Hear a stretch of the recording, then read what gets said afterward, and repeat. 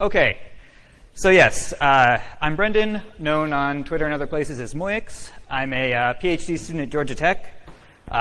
You may know me from such previous ill-fated demos as PDB parse, which is a Python parser for Microsoft PDBs, the Volatility project, where I've written some plugins for that, and PANDA, which is what this talk is about.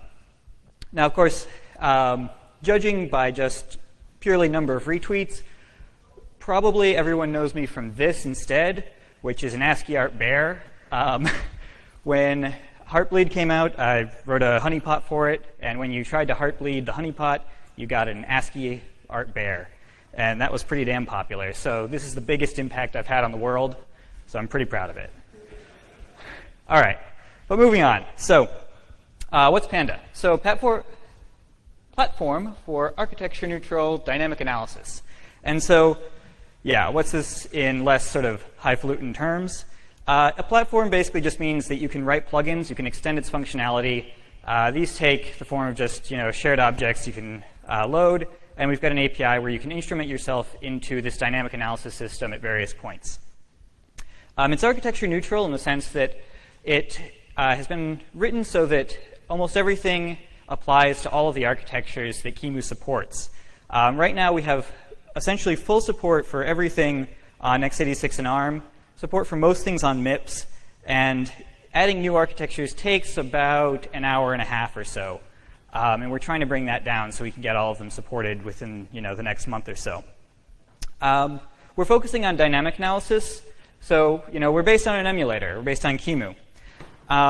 This means that we're definitely going to be talking about code as it runs. And so static analysis is great, but it's also often imprecise and sort of hard to scale to large binaries and even whole operating systems. And we really want to do this kind of whole system analysis. So getting down to the features, because there are like a million binary analysis platforms, right? So we're based on QEMU 1.0.1, which, granted, is about 2 years old now. But when you compare it with things like Temu from Don Song's group, which is still back on QEMU 0.9.1, this is much better. You can run Windows 7, modern operating systems, and you have a lot of nice features. The really killer feature for PANDA is this deterministic record and replay. And I'll be talking a lot more about that in just a minute. But basically, the idea is that you can create very compact traces of execution and replay them later with heavyweight analysis. And you're guaranteed to get the same execution behavior every time you run that replay, because it's going to take all of the non-deterministic inputs and record them and then make sure that execution follows the same path. So we've shamelessly stolen things that we like. So from S2E, which is a project from EPFL, we've taken the ability to take any code that runs on QEMU and lift it up to LLVM bitcode. So this may sound like it overlaps with Artem's work with the static LLVM lifter, but this is a purely dynamic lifter. So you can take any code that's actually running and lift it, but this won't help you, for example, take a whole binary and translate it to LLVM. We've also pulled in and heavily rewritten a lot of stuff from the Android emulator, so you can actually run Android images inside of PANDA and get all of the analysis and record and replay stuff and so on. It's really easy to extend. I've put together most of the demos for this talk by writing some new plugins. Plugins tend to be 100, 200 lines, and you can do a lot with them. And so we'll have lots of examples, and demo gods willing, even some demos of that. So let's jump in and actually start talking about what record and replay is and how it works. So over here on the left now, you've got your CPU, and you've got a program in some sort of silly CFG representation, right? And you've got various tests at different branches, and what they're going to do is they rely on some sort of external information. So maybe the first one pulls in the current date and time and checks if it's Friday. The next one down is going to actually read a packet, and it's going to check if it's 45. And each time you take one of these branches, you're eliminating other possibilities from that path of execution, right? And so now each time you do this, if you want to be able to reproduce that exact execution, now all you need is the information on the right. And so what this means is that now if you have a system that's architected to capture just that non-deterministic information, you can actually have very compact traces that nevertheless capture everything about the execution. Furthermore, once you have these nice compact execution traces, you might actually want to share them. And this is really neat because a lot of results in dynamic analysis particularly are very hard to replicate because you have to get all of the same versions of the software, make sure everything is set up just so, run the program with exactly the right inputs, slaughter a chicken, make sure that everything is working just right, and then maybe you can get the same results as the authors did. With something like record and replay and the ability to share a replay, now what you can do is you can just pull down this replay, run it with the same set of analysis plugins, and you should get exactly the same result. And so I think that's really cool. I think it's great for actually being able to replicate research. So you can just go to rrshare.org, log in with Facebook and Google, and start uploading and downloading recordings.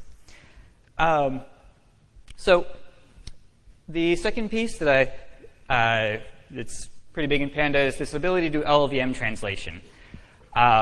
So why would you actually want LLVM translation? So I mean, there's already been talks that did LLVM lifting, but just to refresh memory, one thing that you want is a common intermediate representation.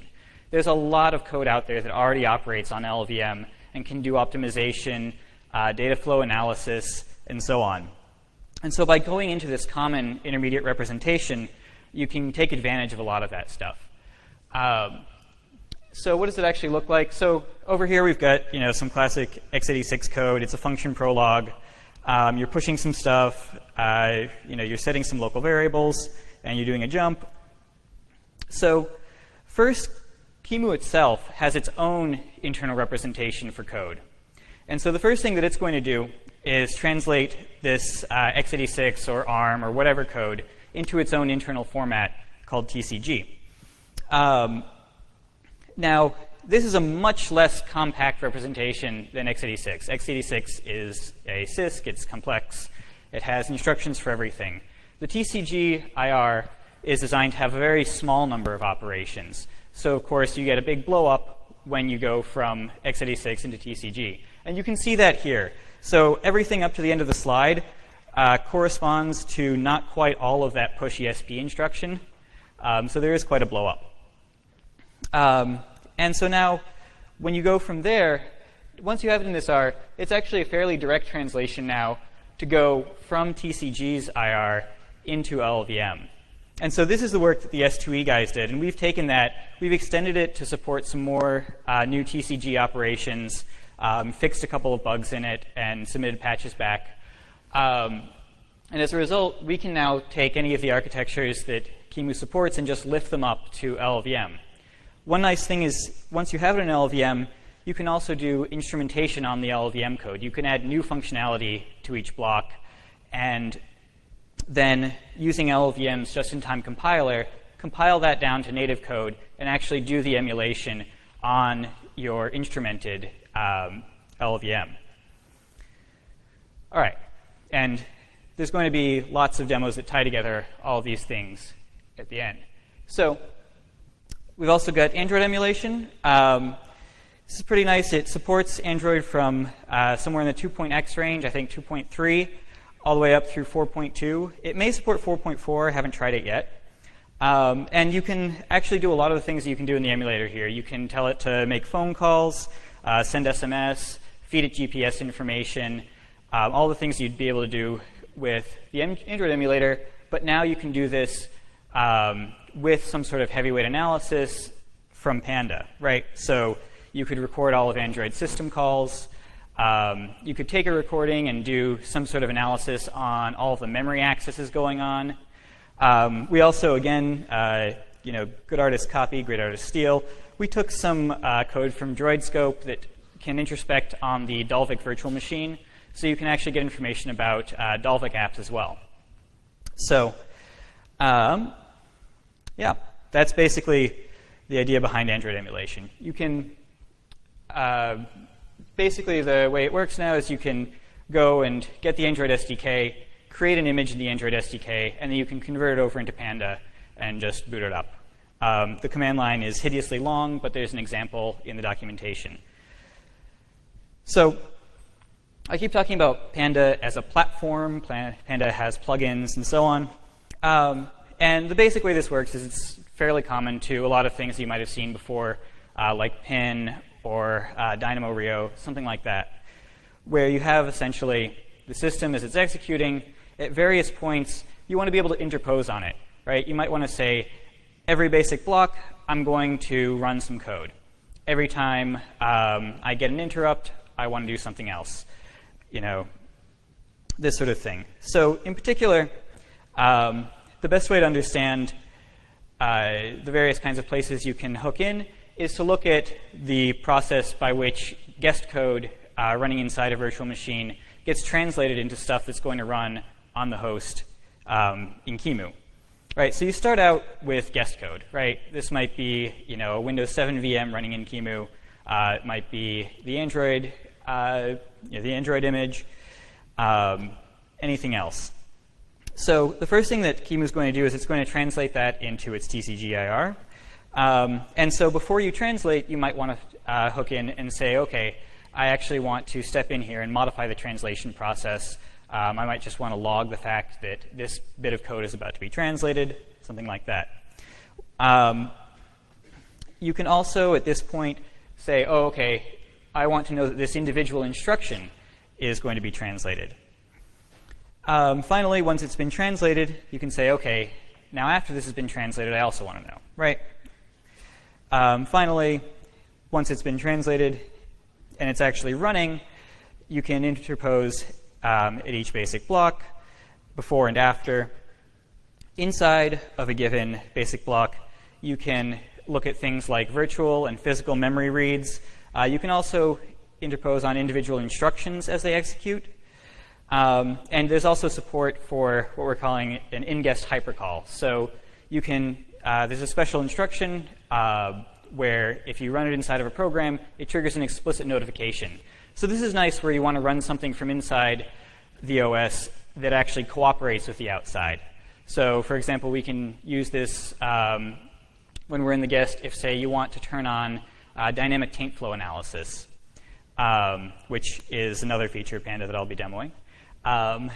And if you want to turn on taint flow analysis, you can say, OK, label this buffer this many bytes with these labels.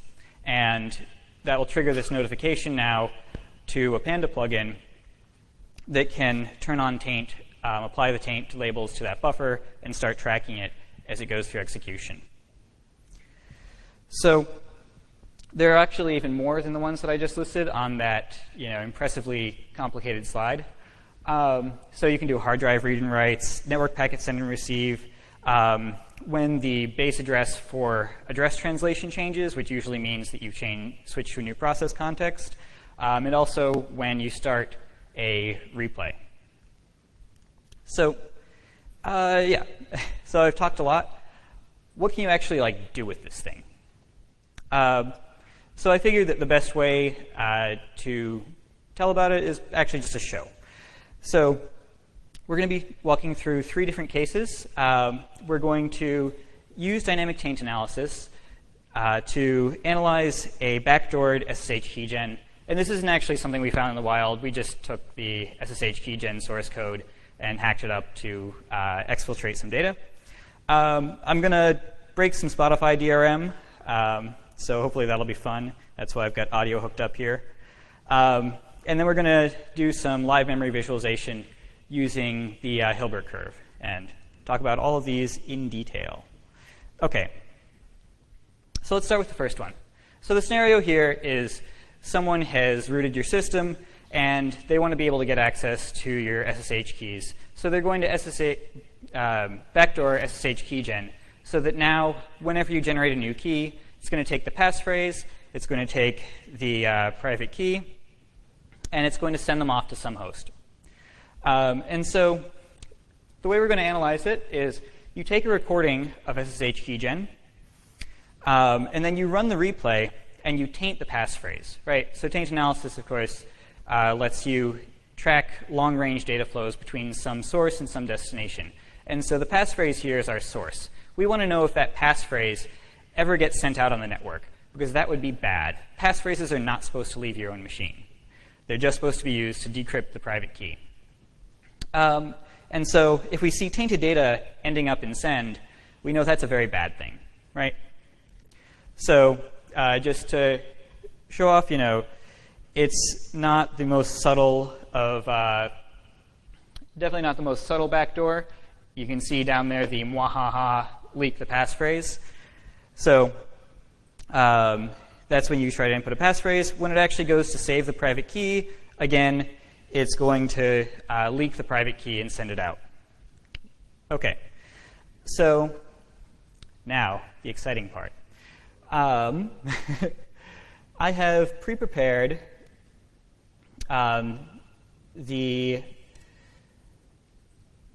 So I've pre-prepared a recording that has the SSH keygen, and we typed in the password ultimate frisbee. So now there is a hideously long command line that we're going to run. And I'll explain all the different parts of it, right? So we're based on QEMU. So of course, the first thing we do is we're running QEMU system x86-64. This is the whole system emulator portion of QEMU on the x86-64 platform. We're doing a replay of this SSH backdoor 32 record and replay log. And then we've got a bunch of plugins. And I'll talk about those in detail on some slides in a second. So this takes a little while to execute. So I'm going to get it started. And you can see it's outputting a whole bunch of stuff. And what it's doing is it's going to be looking for also, is this visible? OK. It's going to be looking for anywhere in memory that this passphrase is used. So it's looking for ultimate frisbee. And when it sees it, it's going to taint it. So anywhere that it's used in any part of the operating system, userland code, it's going to taint it. And then when syscalls happen, it's going to actually check for whether that's the send syscall and query taint on the data going out. And if it's tainted with anything derived from the passphrase, we'll know about it. So going back to some slides. OK. So yeah, I said before we had this ridiculous command line. And the trickiest thing is that we've got 5 different plugins at play here. And so in Panda, you can, of course, load multiple plugins at a time. They'll all get notified when events of interest happened. And they can also talk to one another. They can load functions in one another. So you can have callbacks within a plugin as well. So in this case, OK, so we've got this call stack plugin. What this is doing is it's keeping track of calling contexts. So it keeps up to 15 levels of call stack information for every program in the system. So that can also have callbacks registered inside it, so you can get notified when a function's called, when a function returns, and you can then get access to things like the arguments, the return value. This next one is just a basic sort of syscall tracer. We've modified it from its default version for this demo so that it explicitly looks for the send one, and when it sees send, it's going to query taint. This next one is string search. What it's doing is it's looking at every memory access, and it's trying to see if a certain string is passing through at any of these points. Finally, if it does see that, it's going to apply taint to the passphrase. And finally, the taint engine is going to be responsible for propagating the tainted data through all of the code that's running. OK, so let's talk about each of the steps in detail, right? So how do we actually go through and find out where this passphrase is being used? We know that, for example, it's going to be in the keyboard driver because you're going to type in the passphrase initially. But we also know that it's going to be copied around a bunch of different buffers within SSH keygen and so on. So what we want to do is find places in the system where some data of interest is being handled, right? And so to do this, what we're going to do is something that sounds honestly kind of stupid to start with, which is we're going to just intercept every single memory access in the system. I mean, you thought that having to hit disk when you wanted to access memory was bad. This is worse. Every time you access a single byte, you're going to actually run some code, do some computation, and do something to figure out whether the data you care about is there. And the only reason this is actually possible at all is that we have record and replay, right? So no matter how much time we spend on every memory access, you're not going to perturb the system. You're not going to get network connections timing out. You're not going to have hard disk reads failing, and so on. And this is really important because you don't want to perturb the system at all. You really want to just be able to take a recording at something close to normal speed and then be able to go over it later with these really heavyweight kind of memory analyses. So these sort of points of interest that we want to hook into are what we're going to call tap points, because they're just places where you can hook in, see data streaming by, and then see if that data is interesting. And there's lots of details in a paper that we did for ACM CCS, which still qualifies for, I think, the worst pun I've ever made in an academic paper. That is Tappan Zee North Bridge. Because, of course, you are tapping the North Bridge, which carried memory accesses up until like the last couple CPU architectures. Anyway, and the Tappan Zee Bridge, of course, is in New York. I'm sure this plays better in New York. Anyway. So, all right, what do tap points actually look like? So, first of all, we've got some code that's running on the right. And in the middle, we've got the corresponding tap point. So this code is actually a snippet from the Windows 7 file opening code.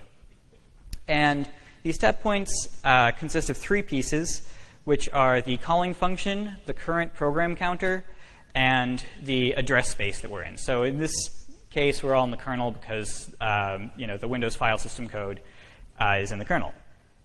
So as we go through and execute, we're going to log the reads and writes over on the left, right? And look at what the content of them is. So you push something, that's the content of EBX, not that interesting.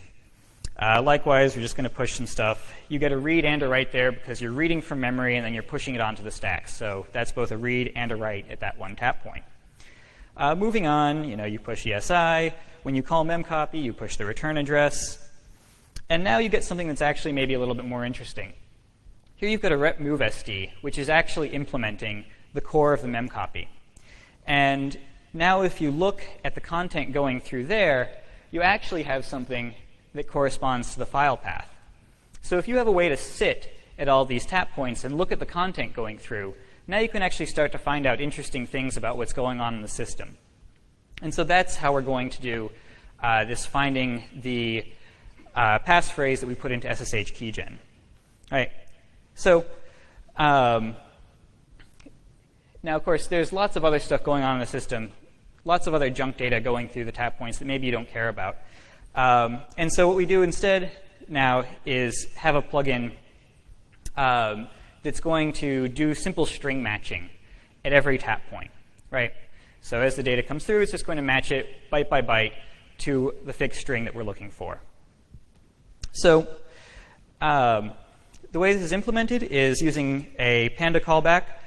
We're getting a callback every time there's a physical memory read or write. We're getting the caller, program counter, and address space. And the caller is coming from that call stack plugin I mentioned. And so we're just going to look at the data flowing through that tap point. And when we find it, we're going to taint that data. So how do we actually taint that data? So you can taint this. So dynamic taint analysis is a really old technique. I think it goes back at least to the 70s, possibly earlier. And what you do is you're just trying to follow data flow from some taint source, which is some place where you've decided that this is sensitive information. I want to see where it ends up. And then any operation on that tainted data can propagate the taint forward. So if you copy tainted data into a new memory location, if you multiply it by 2 and move it somewhere else, If you combine it with some other untainted source, you might want the result to still be tainted. And so all of these things will propagate taint as the CPU executes. And so in PANDA, we do this as an LLVM pass. So when you're running the OS, you can have PANDA translate things into LLVM. And now I said that you could instrument the LLVM code. So one thing that you can do is you can take the LLVM code and walk over and add these taint operations to it. So instead of just executing, now you're also going to execute and emit sort of a set of instructions that say how taint is supposed to be propagated through these basic blocks. And we're also going to log a bit of dynamic information at the same time. I want to mention here at this point that this is all the work of this fine man right here, Ryan Whelan, in the front row, who did this LLVM-based taint analysis. So the really cool thing about doing this in LLVM is that this means that on any platform that PANDA supports, we can potentially get taint analysis, right? Because if it's just implemented on top of LLVM, now we don't have to do anything extra to support, say, MIPS taint analysis or Spark taint analysis. The other thing that you can do, given that it's LLVM, and LLVM includes a C compiler, is that there are portions of QEMU that don't use TCG for, even though they're doing emulation. So for example, floating point operations are just implemented as C functions.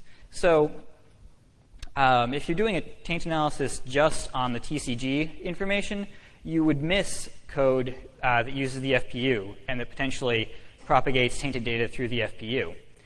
But what we can do, since we're using LLVM, is we can compile all of the helpers to LLVM bit code. And now we have the same internal representation for the C code portions and the emulated guest code portions.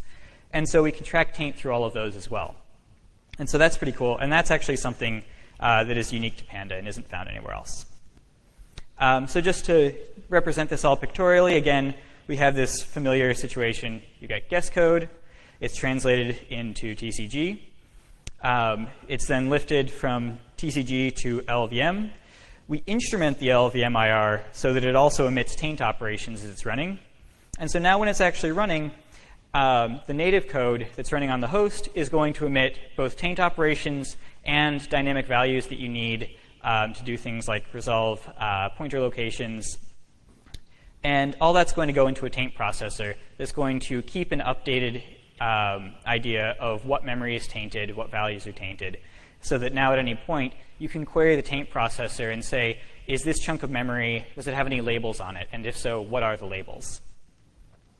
So by now, our keygen demo should have finished. So let's go look through what it did. Let's see. So in particular, we can see that one thing that it's done is it's noticed that there was some tainted data going out on the network, and it was labeled with all 15 bytes of our passphrase.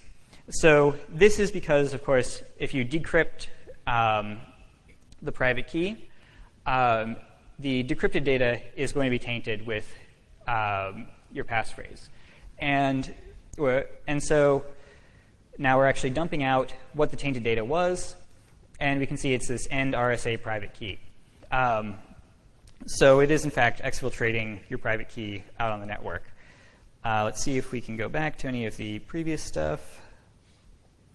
So it looks like most of this is, in fact, exfiltrating the private key. But a little bit further up, let's see if I can go back to a previous one.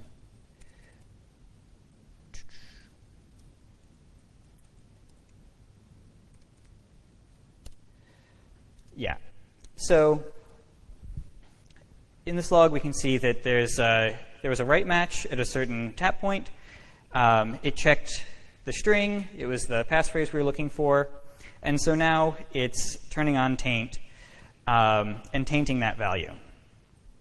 And moving forward, let's see what else we have. OK, so we've got some socket calls before that looks like they weren't sending out tainted data. But then once you get down here, you've got, again, the passphrase that we saw going out on the network. And it was tainted with all of the labels you'd expect, right? So the first byte was tainted with the first labeled byte of the passphrase because it's just a copy of the passphrase going out on the network. So, right. So if you were using it in some sort of real-world scenario, of course, you wouldn't necessarily know a priori that it was going to exfiltrate your data. One thing you could do is you could just taint all keyboard input. And if, for example, it's an app that you know is not supposed to be exfiltrating your keystrokes, any evidence that your keystrokes were going out on the network would be a bad thing. You could also taint private data. You know, if you have your address book, you could taint that and then wait for it to go out on the network. And now you'll be able to see who's trying to use your private information. So, you know, taint analysis is a pretty cool and useful thing. It can form the basis of a lot of other analyses. So if any of you saw the Sage fuzzer talk yesterday, one of the things that depended on was being able to track taint so that you could build up these symbolic expressions. So you could use something like this taint system as a basis for that too. All right. So let's keep going. All right. So everyone knows Spotify. It's a streaming music service.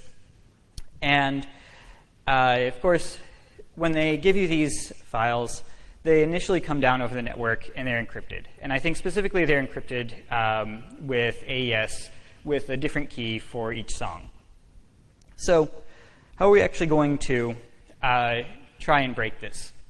So we're not going to, for example, try to find the specific key or the key derivation mechanism for each song. What we're going to do is something sort of much simpler and much cruder, but still effective. So what's interesting about many types of DRM is it has actually a fairly strong signature. So encrypted data has very high byte entropy and very high randomness. It's supposed to be indistinguishable from random data. By contrast, things like music files, they still have high byte entropy, but they aren't actually very random. They're fairly structured. And so there's a statistical test for randomness called the chi-squared test that you can use to evaluate the randomness of something. And so this was first pointed out, as far as I know, in a paper called Steal This Movie that was presented at Usenix last year. And so I read this, and they went through and they did a lot of really hardcore optimization so they could get this thing to run in real time on someone's system. I said, yeah, that's really cool that you guys did that, but I'm super lazy. I don't want to do all that optimization, and I have record and replay. So the reason they needed to optimize it is that you have DRM platforms, and like anything else, they're going to use some anti-debugging techniques. You know, they aren't going to like it if you take 10 seconds to go from one instruction to the next. They aren't going to like it, in particular, Spotify, I think, is also packed, and all these other things. And of course, many of them are also streaming services, so if you take too long to send an ACK back to the network server, you're going to drop the connection. So we can get around all this by just taking a recording of Spotify. So we can fire up a VM, put in Spotify, start playing a song, hit record, and now we're going to have a recording of all of the code that gets executed as Spotify decrypts and plays this song. So now, of course, we can go through with the plugins that we've talked about and some new ones, and we can actually calculate the entropy and randomness of all of the data streams passing through these tap points that we talked about. And so what we're going to be looking for is some function that reads in this high entropy, high randomness data and writes out high entropy but low randomness data. And that's going to be the decrypted but not decompressed song. And this will be really nice because that's what we really want. We want to get an MP3 or an OGG out of this. We don't want to get a WAV file that we have to re-encode. Okay, so the nice thing is that you can basically compute one set of summary statistics for all of these streams. So this is just a basic histogram, right? Along the bottom, you've got the byte value, and along the y-axis, you've got the count of each byte. And that's all you need to calculate both entropy and this Pearson's chi-squared test. So let's go to the demo. So first of all, I just want to show there's a tool called ent, which is used for evaluating the entropy of different streams.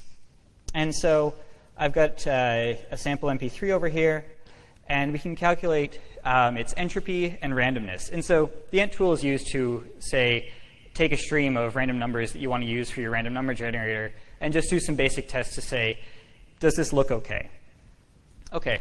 And so right here, the chi-squared for an MP3 is pretty high. And if it were actually random, you'd only see it exceed this value 0.01% of times, right? That's not very good. That's not very random at all. By contrast, if we take one that I've encrypted using AES-DBC and a not very good passphrase, even so, we can see that now the chi-squared value is actually pretty low, and it's pretty likely that you would see this pattern of bytes in a random stream.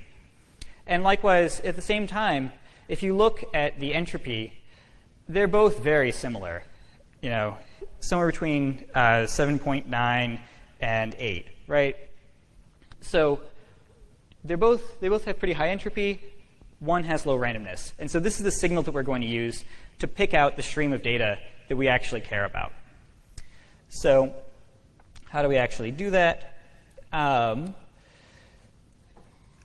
So we can go over to here. And again, I took a recording earlier of Spotify. Unfortunately, I am not going to take it again, but I did record a movie of it. So CVLC. Let's see if this works. And so you can see we're playing one of my favorite songs over here. So now we've got this recording. And that movie was actually taken after the fact. When you're running a replay, you can take screenshots at various points and reconstruct a movie. So we can actually see what was going on the screen. OK, so now we've got our recording. We want to go through now and see if we can find this DRM signal. So as I said, we want to compute a histogram. So what we're going to do is Spotify. Is we're going to do a replay of Spotify. We're going to add a PANDA plugin. And they're all stored in x86 softMMU, PANDA plugins. And the first one we're going to do is the call stack plugin, because that's, again, what's keeping track of all of our call chains and what's going to tell us essentially what our calling context is. The next one I'm going to add in is the unigrams plugin. And what this one does is, for each of these calling context, EIP, address space, triples, it's going to compute a histogram of the bytes that go through it, right? So, of course, the demo gods, once again, are unkind. PANDA plugin.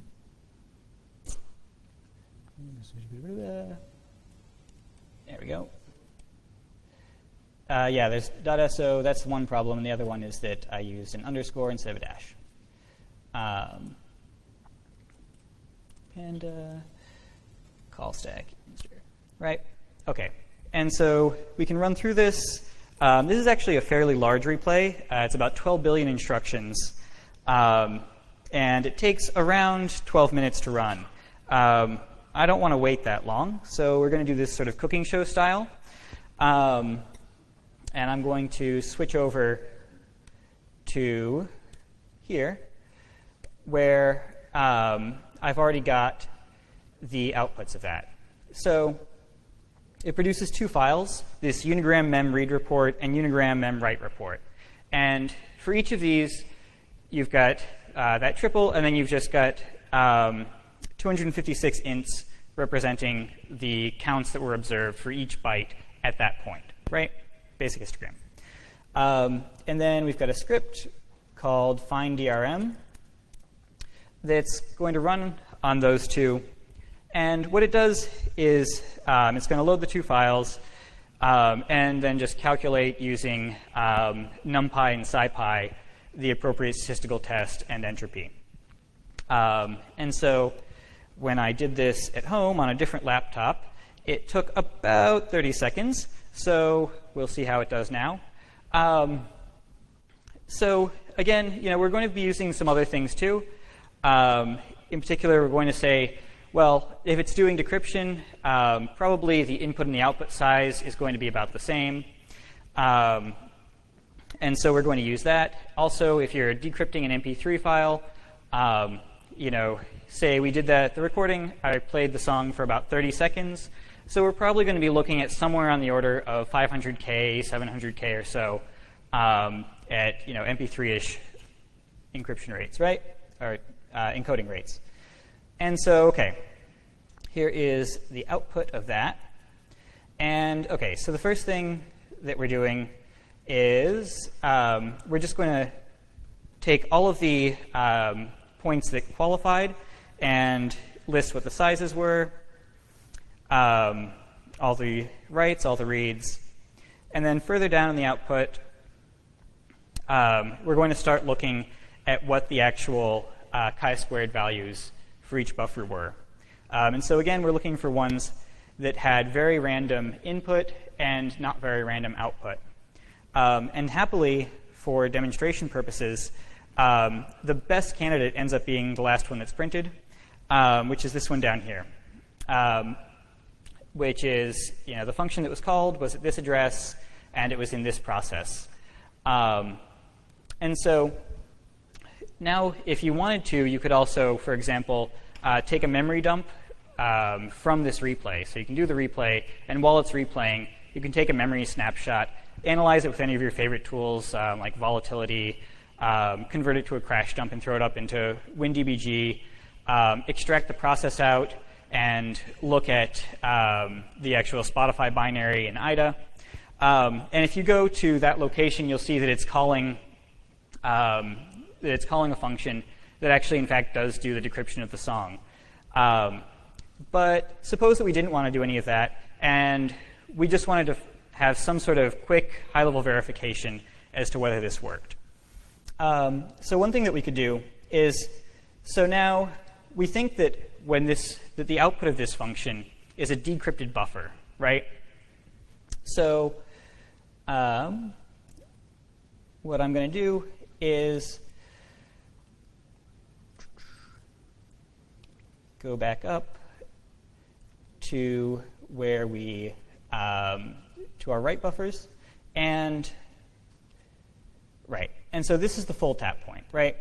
At this instruction in the function called from this call site in this process, we wrote about 700K, and that's going to be our candidate for what the decrypted sound is. Okay? So now, if we were to go back into PANDA,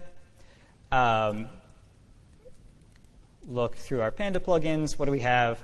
OK, so the one that we want to use for this is called tapdump. It takes in that nice 3-tuple, and it just dumps all the data out, right? OK, so can set it up. In this case, I already do this, so it's going to be the same one. And now we could do that replay again, but instead of unigrams, we're going to do tap dump, right? OK. And so that's all cool. It's going to load the snapshot. It's out of the tap point. And for now, for every byte that comes through there, it's going to log that byte to a file. OK? Once again, this takes about 12 minutes. I'm not going to sit through that. OK, so in here, we've got the result of it. If we look at the stuff that was written, we've got all of the calling context information in case we need to make it more restrictive than just one level of calling context, right? Context is good. More context is sometimes better. On the far right, we've got the actual bytes. And if anyone happens to know what these are, it turns out to be OGGS, which is the magic number for an OGG stream. So looks like we found it. So what I'm going to do now is take a script that takes that giant file and actually just pulls out the bytes so that you get a raw binary file, right? OK, so, and we're just going to call it Spotify.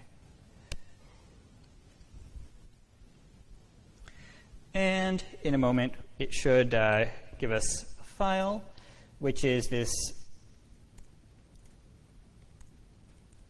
OK. OK, so good sign so far. So we actually did dump out the data that was passing through this. And this was just I believe that if you look at the instruction, it was just a final XOR instruction for the key stream against the encrypted data. So, OK, this is good. Do we want to actually listen to it and see if it is what we thought it was? Yes, we do. Of course we do. OK. All right. This is the tough part. All right. We got a good sound level? OK.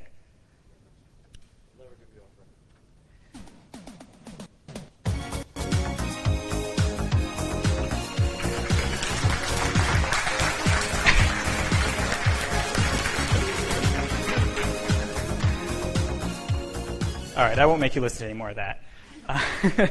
But just to let you know, you may think that you have it bad having to listen to it now. I listened to that like 20 times while I was making this demo, and every time I practiced the slides, it got stuck in my head again. So, all right, so that's how you can use PANDA to break Spotify DRM. Now, of course, if you want to make this into like a general purpose procedure that can just rip Spotify tracks, what you would do is you would take those 3 bits of information, the caller, the program counter, and the process, and that would tell you where to insert a hook. So now you could hook into the process and dump out anything that was coming through there, right? So that would give you a general purpose extractor. So also, does anyone know Canadian law? Did I just violate some Canadian equivalent of the DMCA? Yeah, OK. All right, well, let's get back to it. Looks like we're starting to run through our time. OK, so the last thing, everyone loves visualizations. They're pretty. If you put on some pounding techno music while you're playing them, you can often get some good visuals for a rave. So what we're going to be looking at is doing live memory write visualization using the Hilbert curve. So the Hilbert curve is a space-filling curve that basically takes a long one-dimensional linear space, and it folds it up into 2 dimensions. And if you were to just do this in the naive way by sort of rastering across, what would happen is that you'd get 2 bytes that are very far away. You get 2 things that are very far away from each other in 2D space that were originally quite close to each other in one-dimensional space. And so the Hilbert curve is an attempt to get around that. So if you look in the bottom left, you can see the Hilbert curve at various levels of granularity. And because of the way that it curls and folds in on itself, it's very likely that if you have 2 things that were originally close by in your one-dimensional space, they're now going to be close together in your 2-dimensional space. And so I got this idea from Aldo Cortese, who did this for binaries. And essentially, you get these cool sort of blocky patterns that are then colored by the byte value at that point. And so assuming he's using the same color mapping I am, I think I can see some text in there. There's some, I don't see any executable code, but no. I just made all that up. So what we're going to be doing is we're going to boot a MIPS router image, and we're going to watch the memory writes using a Hilbert space filling curve. And we're going to see what we see. So this is basically intended to show off, you can write some weird analysis plugins for PANDA. You can write them on weird architectures. I guess MIPS isn't that weird, but so putting this plugin together took, I guess, about a day. I hadn't used SDL before, so I had to go learn that. But at the end of it, we get something like this. And so here we're going to, I hope, we're going to create our window. And down there in the bottom left of this Hilbert window, we've got some raw bytes. Now, if you're running a live system, and every time you read or write a byte, you're going to go and put a pixel on screen and change its value, that's also going to be pretty slow. So I've put in some hotkeys for temporarily disabling the visualization so that you can fast forward. So OK, now on the left, you can see that this little MIPS router is going through its boot up sequence. We've got some exciting patterns appearing over in the Hilbert visualization. And we're starting to boot up. Let's keep going a little bit more. OK. And so now we've actually got some stuff going on in the center of the screen that you can actually see. So again, you can see this is not very fast. Each of these represents the write of 1 byte. And so if you can see them going by, you're not getting very good throughput. But what this does let us do is at different points in execution, we can go through now and say, OK, what is all of this blue stuff? And so by clicking on the window, you can get a view into memory of what's going on at that point. And so here, let's see, allow signal, Jiffy 64 to clock. It looks like these might be some kernel symbols. Up here, it looks like we've got a pointer table. So MIPS is little endian. And so you get these bytes here. Backwards are some sort of kernel address. Let's go back. So you can keep on fast forwarding. And eventually we get a little bit further in the boot process. All of these things are weird patterns. To be honest, I have no clue how this would actually be useful for reverse engineering. What it has taught me over a few hours of screwing around with it is that there is a bunch of weird shit in memory. We can pan around and pause emulation for a bit, see what we see. Looks like that might be a bit of a MAC address.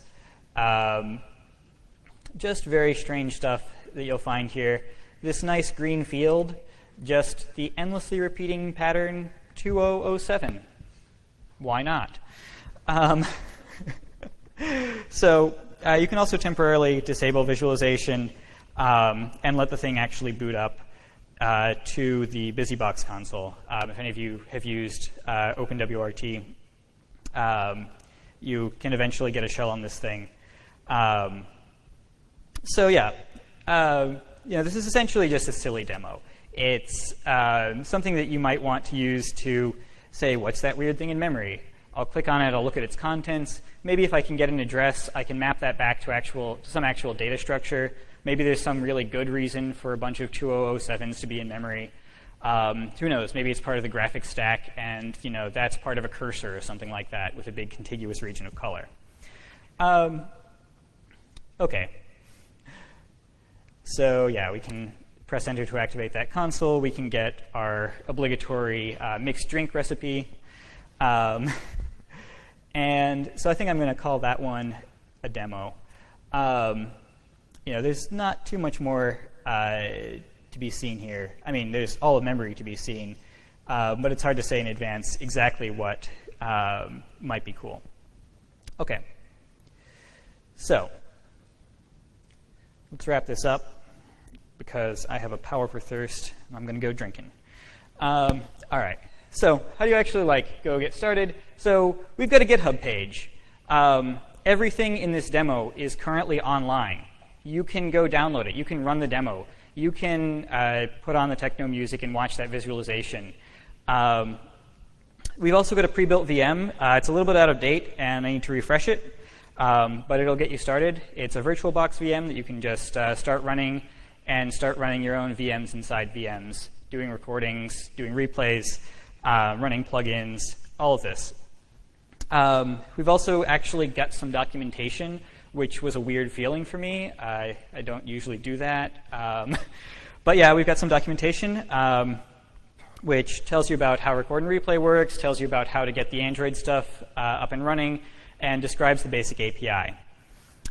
You can also go on rrshare.org, pull down some replays, and start doing some analysis. We've got some fun ones up there. We've got an example of the shellcode that the FBI used to exploit Tor's freedom hosting users. So if you want to run that shellcode, do some analysis on it, now you can actually get the replay and apply whatever analyses you want to that running code. So finally, I just want to give some credits here. PANDA is not just me. It's the work of a bunch of people. Tim Leek, Josh Hodash, Ryan Whelan, and Andy Davis at Lincoln Lab, probably some others that I forgot about, and I'm so sorry, and Sam Coe at Northeastern University. So, get in touch. There's lots of ways you can do it. I'm on Twitter. I've got email. We've got a users mailing list that you can subscribe to and ask questions like, why the fuck doesn't this work? Our favorite way for you to contribute and for you to get in touch with us is via a pull request. So if you add code, give us a pull request. Hopefully we can integrate it. And yeah, go forth and analyze dynamically.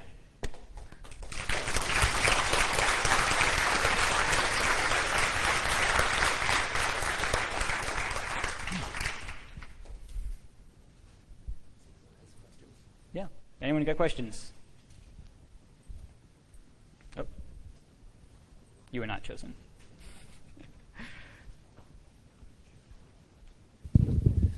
Could you technically take the replay data and then save the LLVM bitcode that gets executed from point A to point B, save it to a BC file, instrument it, change the values, optimize it out, and then perform some analysis and maybe get a optimized binary out of the decryption routine of a process, for example?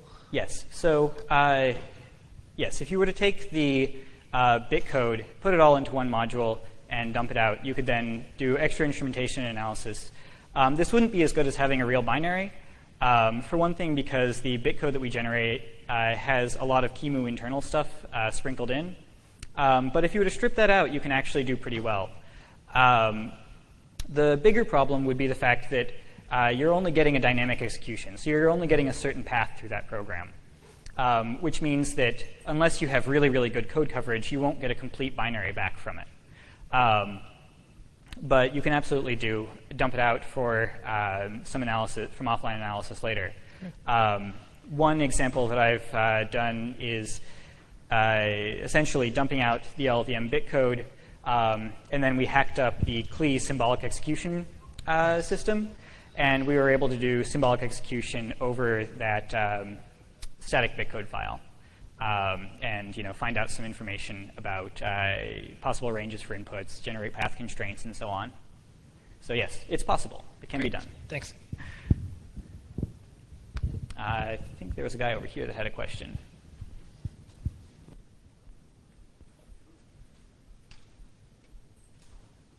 Oh, so many people with questions. It's amazing. Thank you. Hi. Amazing work. Thanks a lot for that. For your presentation, it was very good. I have a question regarding the timeliness. You showed that the SSH keygen took around 4 minutes to run. Yes. And then you were referring to tracking private data from the address book, et cetera, et cetera. So in practice, you would want to have that run basically in real time. Do you see that happening anytime soon, or with, I don't know, what kind of techniques? I guess you can optimize quite a bit. We probably aren't going to have, say, online taint analysis. The LLVM instrumentation method is great because it essentially lets you, do it in a very generic way, but it's not very fast at all.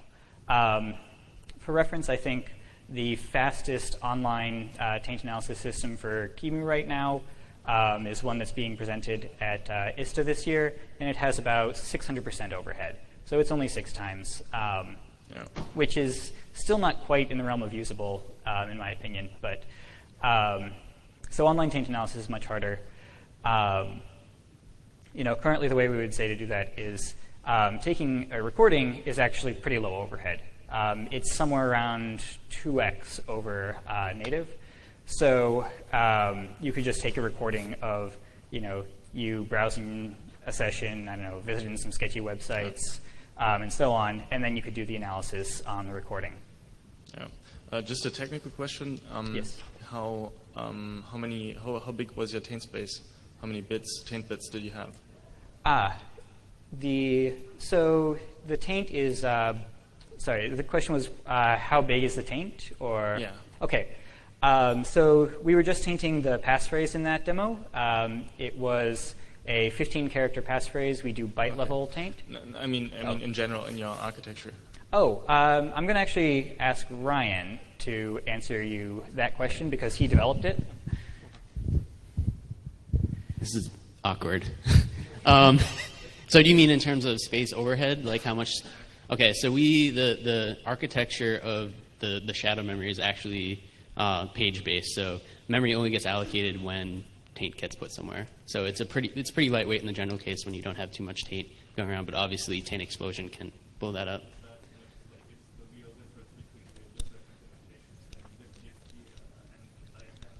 Mm-hmm. Mm-hmm. Yeah, I think most of the time it's you generally see like a page-based structure. Some of the most common systems. So. Yeah.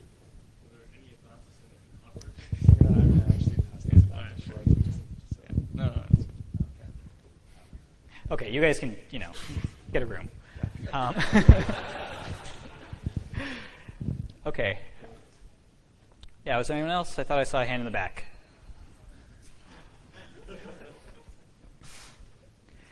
I'm keeping people from coffee, aren't I?